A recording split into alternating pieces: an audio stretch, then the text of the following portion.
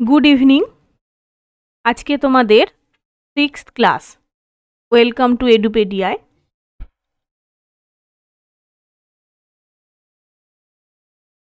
তোমরা প্রত্যেক দিন সকালে কারেন্ট অ্যাফেয়ার্স ক্লাস পাবে।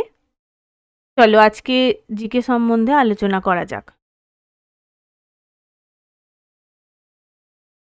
দেখো, তোমাদের প্রথম প্রশ্ন, অমৃতবাজার পত্রিকা কে প্রতিষ্ঠা করেন? এটা অনেক আগের পত্রিকা। তো এখানে অপশানগুলো আছে সুরেন্দ্রনাথ ব্যানার্জি, বারীন্দ্র ঘোষ, কৃষ্ণকুমার মিত্র, শিশির কুমার ঘোষ। তো এই চারটি অপশানের মধ্যে সঠিক উত্তরটি হবে অপশান ডি, শিশির কুমার ঘোষ। ওনার সঙ্গে মতিলাল ঘোষও ছিলেন। ঠিক আছে।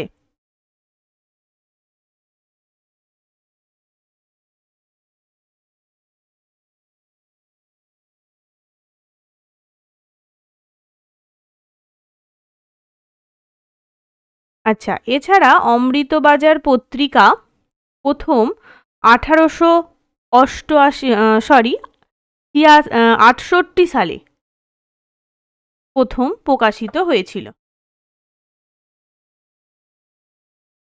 1868 সালে প্রথম প্রকাশিত হয়েছিল।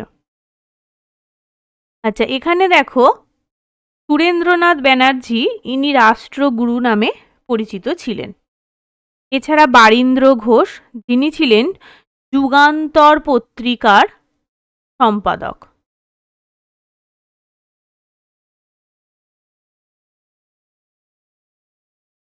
যুগান্তর পত্রিকা প্রথম প্রকাশিত হয়েছিল 1906 সালে। আচ্ছা, কৃষ্ণকুমার মিত্র ছিলেন সঞ্জীবনী পত্রিকার সম্পাদক।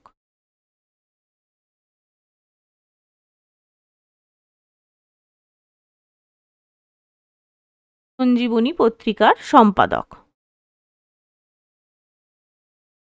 বোঝা গেল?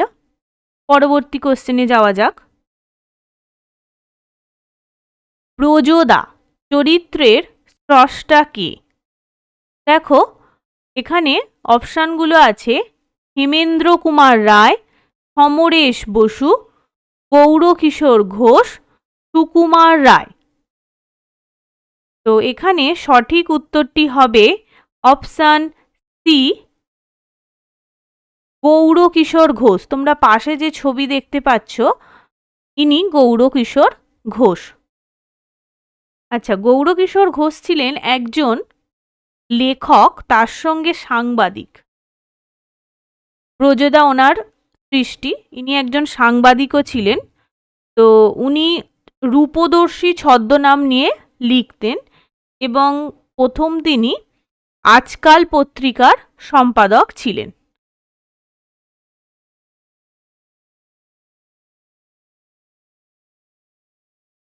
আজকাল পত্রিকার সম্পাদক ছিলেন।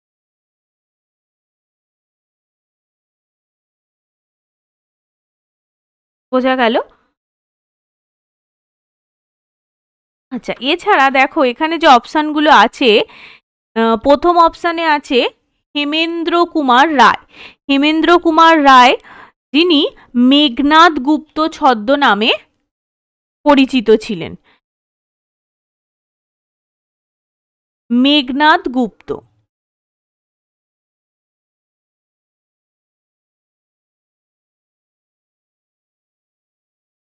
সমরেশ বসু তোমরা জানো কালকুট এবং ভ্রমর।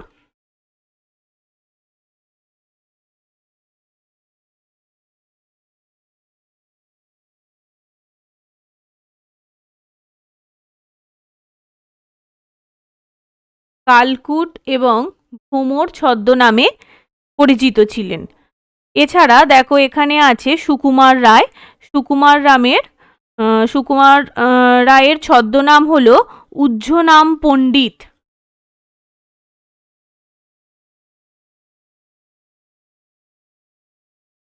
উজ্জনাম পণ্ডিত। ঠিক আছে। আর সমরেশ বসু যে কালকুট ভ্রমর হলো, সুকুমার রায় ইনি তো একজন শিশু সাহিত্যিক তোমরা জানো, এবং সুকুমার রায় সন্দেশ পত্রিকার সম্পাদক।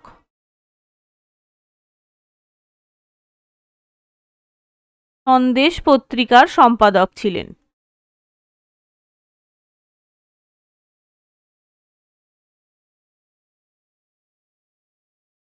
বোঝা গেল? তাহলে আজকে ব্রজদা চরিত্রের স্রষ্টা আমরা জানলাম গৌরকিশোর ঘোষ, যিনি আজকাল পত্রিকার সম্পাদক ছিলেন এবং ওনার ছদ্মনাম ছিল রূপদর্শী। ওকে, পরবর্তী প্রশ্নে যাওয়া যাক। কোনো কম্পিউটার বুট করার জন্য কি প্রয়োজন হয়? এখানে অপশানগুলো আছে loader, operating system, assembler, compiler. তো এখানে সঠিক উত্তরটি হবে অপশান বি, অপারেটিং সিস্টেম। এখানে এর কাজ কি? এমনিতে যেগুলো উচ্চ মানে ভাষা, C, C plus plus, Java উচ্চ স্তরের যে ভাষা, এই ভাষাগুলোকে মেশিন কোডে বা বাইনারি কোডে ট্রান্সফার করাই হচ্ছে অপারেটিং সিস্টেম। ঠিক আছে, বোঝা গেল? পরবর্তী প্রশ্ন, নাদির শাহ কত সালে ভারত আক্রমণ করেন? তোমরা পাশে যে ব্যক্তির চিত্রটি দেখতে পাচ্ছ, ইনি নাদির শাহ। এখানে দেখো অপশানগুলো আছে 1707, 1739, 1740, 1761। তো এখানে সঠিক উত্তরটি হবে অপশান বি, 1739 সালে নাদির শাহ ভারত আক্রমণ করেছিলেন। আর নাদির শাহ আমাদের এশিয়ারই দুজন নেতা তৈমুর লং এবং চেঙ্গিস খাঁকে কিন্তু ফলো করতেন। বোঝা গেল? ইনি ইরানের অন্তর্ভুক্ত নাদির শাহ, ইরানের আলেকজান্ডার হিসাবে পরিচিত।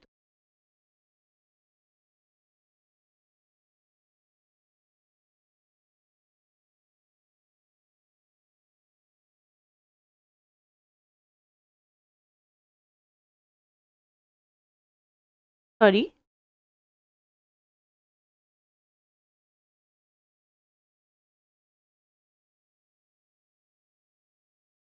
ইরানের আলেকজান্ডার হিসাবে পরিচিত।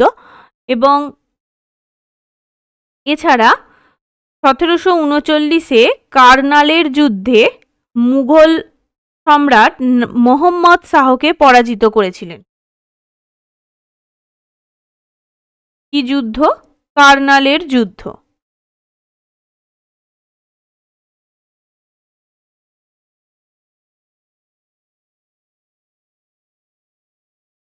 কার্নালের যুদ্ধে মুঘল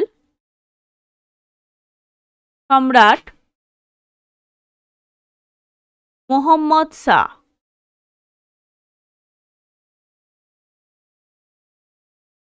শাহকে পরাজিত করেছিলেন এবং পরাজিত করে কিন্তু উনি দিল্লি দখল করেন। বোঝা গেল? পরবর্তী প্রশ্নে যাওয়া যাক। দেখো, কার্গিল যুদ্ধ কোন পঞ্চবার্ষিকী পরিকল্পনায় ঘটেছিল? সপ্তম, নবম, দশম, অষ্টম। তো এখানে সঠিক উত্তরটি হবে অপশান বি, নবম পঞ্চবার্ষিকী পরিকল্পনা, যেটা 1997 থেকে 2002 পর্যন্ত নবম পঞ্চবার্ষিকী পরিকল্পনা। এবং কার্গিল যুদ্ধ জম্মু কাশ্মীরের, দেখো এখানে যুদ্ধের দেখানো হয়েছে,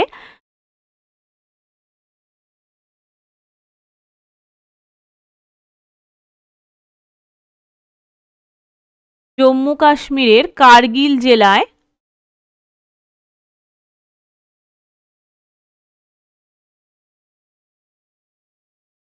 ভারত এবং পাকিস্তান, যেটা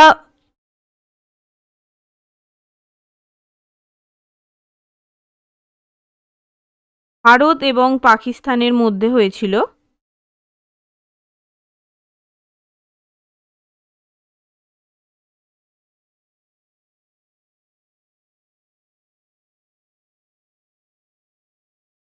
এবং ভারত জয়লাভ করেছিল।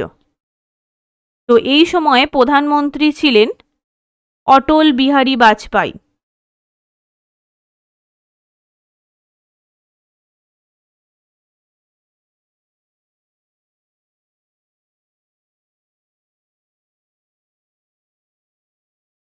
বোঝা গেল? আর এই যে কার্গিল যুদ্ধ, এই কার্গিল যুদ্ধে ভারত জয়লাভ করে, যেটা অপারেশন বিজয় নামে পরিচিত।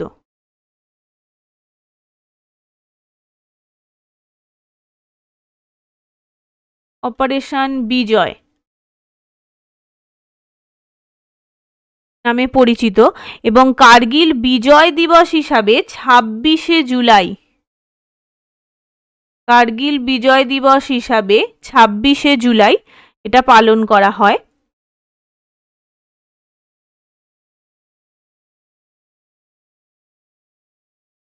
কার্গিল বিজয় দিবস।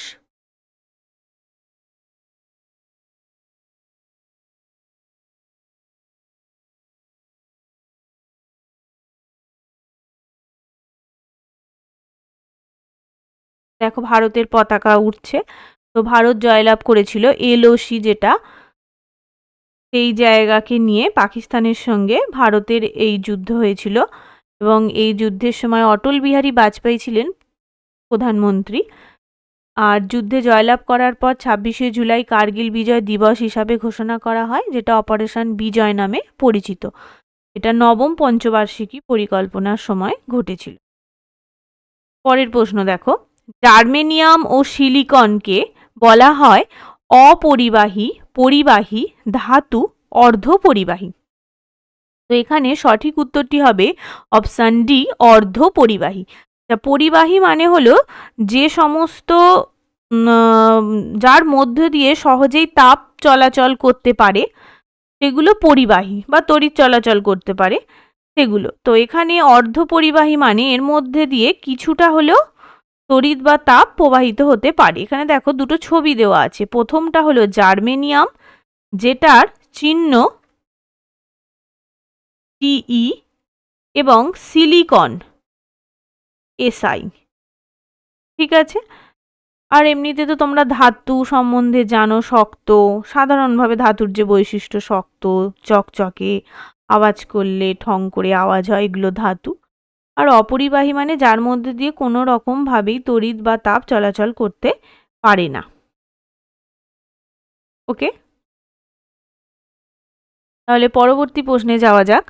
দেখো, আইনস্টাইন যে জন্য নোবেল পুরস্কার পান তা হলো আলোক তড়িৎ ক্রিয়া সংক্রান্ত সমীকরণ, বিশেষ আপেক্ষিকতাবাদ, সাধারণ আপেক্ষিকতাবাদ এবং ব্রাউনীয় গতির ব্যাখ্যা।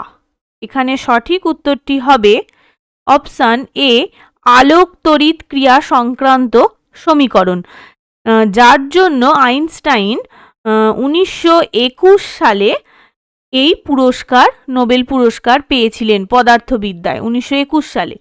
তো দেখো এখানে এতে দেখানো হয়েছে যে কোনো মেটাল সারফেসের ওপর যদি ফোটন কণা এসে পড়ে তখন সেখান থেকে ইলেকট্রন নির্গত হয়। এটা দিয়ে ইলেকট্রন নির্গত হয়, এটা বোঝানো হয়েছে। আর এটা হলো কোনো মেটাল, এখানে ফোটন কণা এসে পড়লে সেখান থেকে ইলেকট্রন নির্গত হয়। তোমরা এখানেও দেখতে পাবে ফোটন কণাকে দেখানো হয়েছে, যার সমীকরণ ই সমান এইচ নিউ। এবং মেটাল সারফেসের ওপর পড়ার পর সেখান থেকে ইলেকট্রন নির্গত হচ্ছে। ইলেকট্রনের ভর এম এবং ভি হচ্ছে তার গতিবেগ। তো এটা কি সমীকরণ মেনে চলে? E equal to half M V square. Okay, পরবর্তী প্রশ্ন, ভারতের সর্বাধিক ম্যাঙ্গানিজ উৎপাদক রাজ্য কোনটি? এখানে দেখো ম্যাঙ্গানিজের ছবিটা দেওয়া আছে।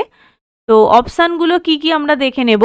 উড়িষ্যা, মধ্যপ্রদেশ, মহারাষ্ট্র, কর্ণাটক। তো এখানে সঠিক উত্তরটি হবে অপশান এ, উড়িষ্যা। উড়িষ্যার রাজধানী তোমরা জানো ভুবনেশ্বর।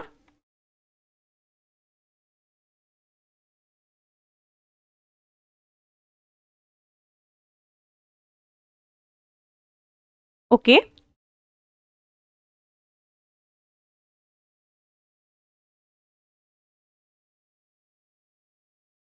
আচ্ছা, এছাড়া মধ্যপ্রদেশে কি বিখ্যাত আমরা একটু জেনে নিই।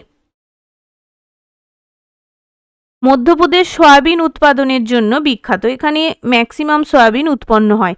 এছাড়া দেখো মহারাষ্ট্রে কটন, সুগার কেন বা এগুলো পাওয়া যায় বেশি। এছাড়া আছে দেখো কর্ণাটক কফি এবং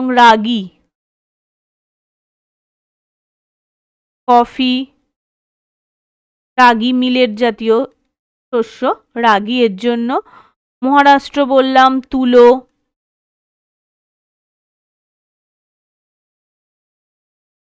এছাড়া আখ, বাদাম, ঠিক আছে। আর মধ্যপ্রদেশ বললাম সয়াবিন।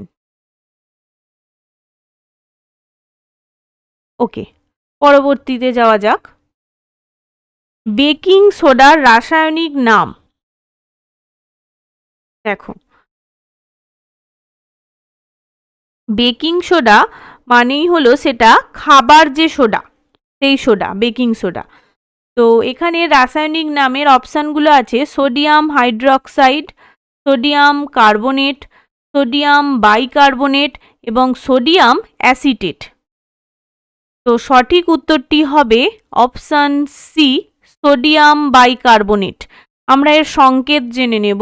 এর সংকেত হলো NaHCO3, সোডিয়াম বাইকার্বনেট, যেটা খাবার সোডা হিসাবে ব্যবহার করা হয়, বেকিং সোডা। এছাড়া দেখো এখানে আছে সোডিয়াম কার্বনেট হলো Na2CO3। এই সোডিয়াম কার্বনেটকে কি বলা হয়? Washing soda.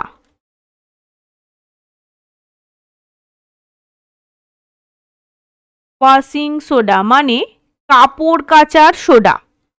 Na2CO3 washing soda বা কাপড় কাচার সোডা। এছাড়া সোডিয়াম হাইড্রক্সাইডের সংকেতটা দেখে নিই। সোডিয়াম হাইড্রক্সাইড NaOH, ঠিক আছে। দেখো এখানে ছবিও দেওয়া আছে, বেকিং সোডা খাবারে ব্যবহার করা হয়, আর এটাও রাসায়নিক কনজুগেশন, বোঝা গেল। পরবর্তী প্রশ্ন, ভারতের গভীরতম বন্দর কোনটি? ভারতের গভীরতম বন্দরের ছবি এখানে দেওয়া আছে। দেখো অপশানগুলো কি কি আছে দেখে নি। অপশান এ কৃষ্ণপত্তনম বন্দর, বিশাখাপত্তনম বন্দর, চেন্নাই বন্দর এবং মুম্বাই বন্দর। তো এখানে সঠিক উত্তরটি হবে অপশান এ, কৃষ্ণপত্তনম বন্দর, যেটা নেল্লোর জেলায় অবস্থিত।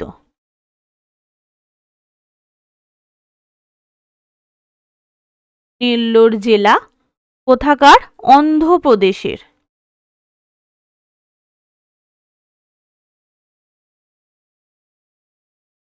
অন্ধ্রপ্রদেশে, ঠিক আছে। এবং এটা এতটাই গভীর, এর গভীরতা হলো, এর গভীরতাটা আমরা জেনে নেব 18.5 মিটার। ওকে। আর দেখো বিশাখাপত্তনম যেটা আছে, বিশাখাপত্তনম হলো ভারতের অপর একটি গভীরতম প্রাকৃতিক বন্দর। বিশাখাপত্তনম হলো গভীরতম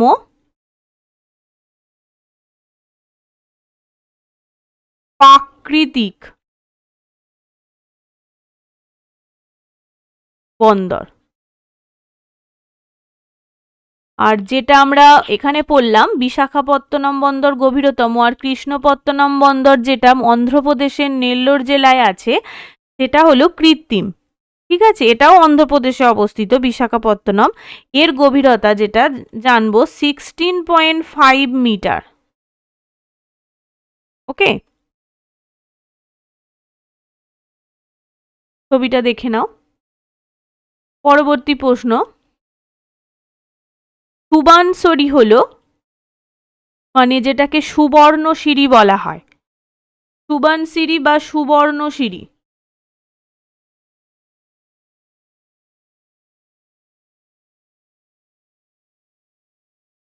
ঠিক আছে, এখানে অপশানগুলো ব্রহ্মপুত্র, গোদাবরী, গঙ্গা, ঘরঘরা। তো সঠিক উত্তরটি হবে এটি ব্রহ্মপুত্র নদীর উপনদী। এর উৎপত্তি কোথায়? এর উৎপত্তি হিমালয়ে।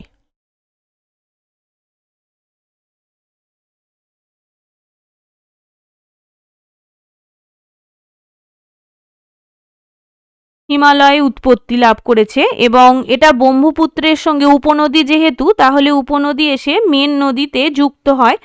তো এটা ব্রহ্মপুত্রতে যুক্ত হয়েছে কোথায়? না লখিমপুর জেলা, আসাম।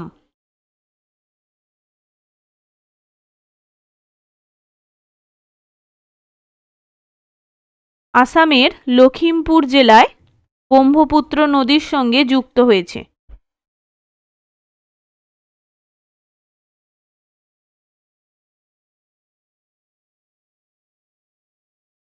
বোঝা গেল?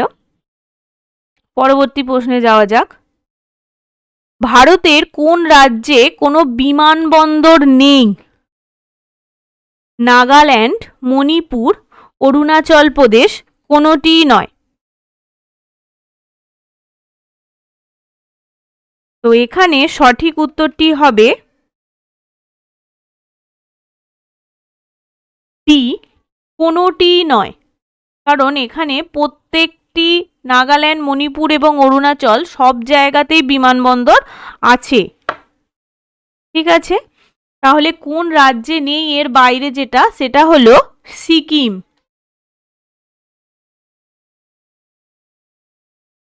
সিকিম রাজ্যে কোনো বিমানবন্দর নেই।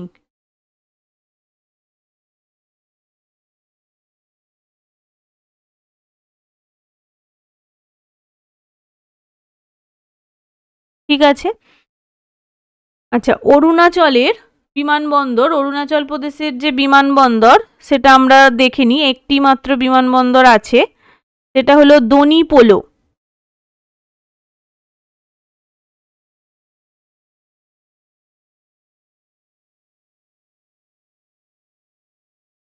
এটা অরুণাচল প্রদেশের একমাত্র বিমানবন্দর।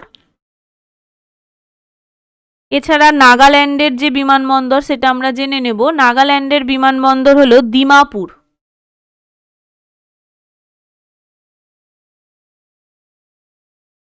দিমাপুর। ওকে, পরবর্তী প্রশ্ন। উলগুলান শব্দটি নিম্নলিখিত কোন আন্দোলনের সঙ্গে জড়িত? এখানে অপশনগুলো দেখো, মুন্ডা অভ্যুত্থান, সাঁওতাল অভ্যুত্থান, কোল অভ্যুত্থান এবং গোর্খা অভ্যুত্থান। তো সঠিক উত্তরটি হবে অপশান এ, মুন্ডা অভ্যুত্থান। মুন্ডা অভ্যুত্থান হয়েছিল 1899 থেকে 1900।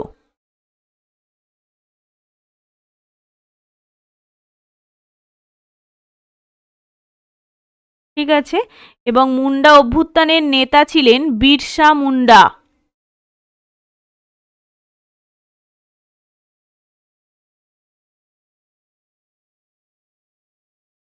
ওকে, পরবর্তী প্রশ্ন। ছাড়পত্র কে রচনা করেন?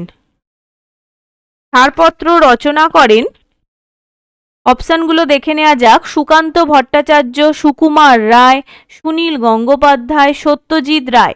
তো এখানে সঠিক উত্তরটি হবে অপশান এ, সুকান্ত ভট্টাচার্য। সুকান্ত ভট্টাচার্যের আরও দুটো বইয়ের নাম আমরা জেনে নিই। একটি হলো ঘুম নেই,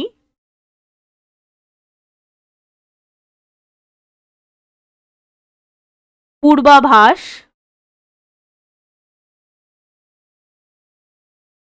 ওকে।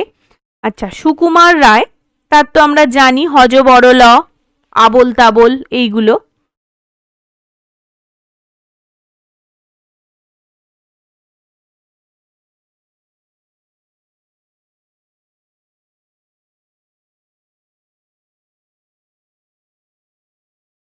হযবরল, আবোল তাবোল।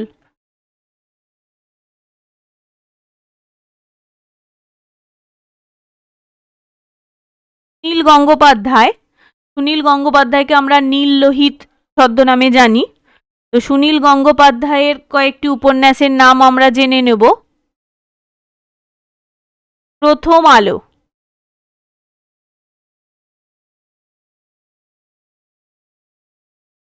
প্রথম আলো তার বিখ্যাত। এছাড়া কাকাবাবু সিরিজ,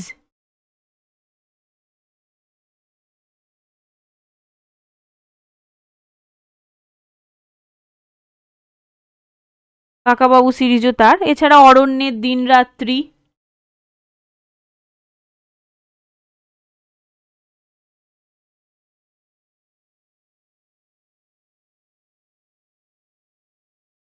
অরণ্যের দিন রাত্রি তারই লেখা। আর সত্যজিৎ রায়, সত্যজিৎ রায় সম্বন্ধে তো বললে প্রচুর কিছু বলা যায়। সত্যজিৎ রায়ের বিখ্যাত সৃষ্টি হচ্ছে একটা গোয়েন্দা চরিত্র, যেটা তোমরা জানো, ফেলুদা।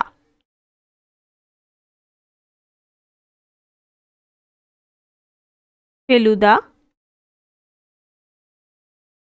এছাড়া বিজ্ঞানী প্রফেসর শঙ্কু,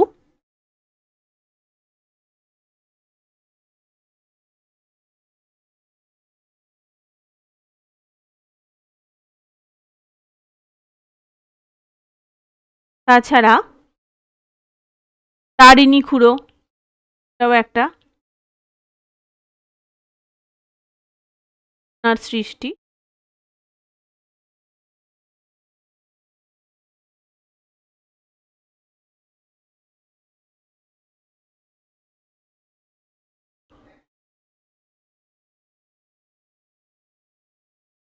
ওকে,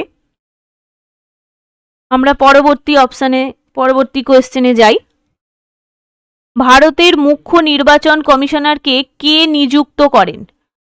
অপশনগুলো দেখে নিই। ভারতের রাষ্ট্রপতি, ভারতের প্রধানমন্ত্রী, ভারতের প্রধান বিচারপতি, ভারতের স্বরাষ্ট্রমন্ত্রী।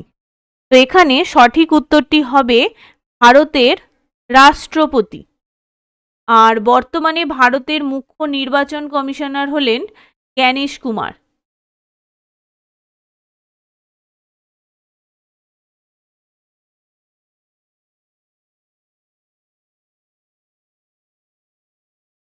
আর এখন বর্তমান রাষ্ট্রপতি শ্রীমতী দ্রৌপদী মুর্মু, যিনি 15th প্রেসিডেন্ট অফ ইন্ডিয়া।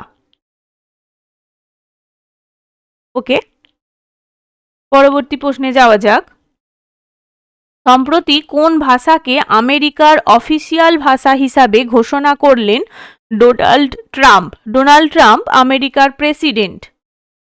আচ্ছা, এখানে অপশানগুলো আছে ইংরেজি, স্প্যানিশ, উর্দু, কোনোটিই নয়। তো এখানে সঠিক উত্তরটি হবে অপশান এ, ইংরেজি।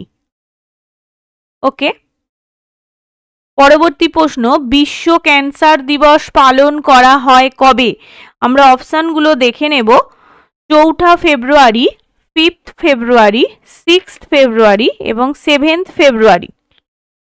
তো এখানে সঠিক উত্তরটি হবে অপশান এ, 4th ফেব্রুয়ারি, বিশ্ব ক্যান্সার দিবস। এর থিম ছিল এবারের ইউনাইটেড বাই ইউনিক। ওকে, পরবর্তী প্রশ্ন, কেরালাকে পরাজিত করে তৃতীয়বার রঞ্জি ট্রফি জিতল কে? 18 নম্বর কোয়েশ্চেন দেখো। অপশনগুলো দেখি। Vidarbha, services, railways, Saurashtra. তো এখানে সঠিক উত্তরটি হবে বিদর্ভ। বিদর্ভ মহারাষ্ট্রে অবস্থিত।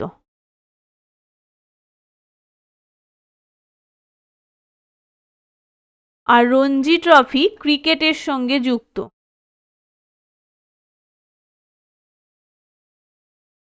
ওকে,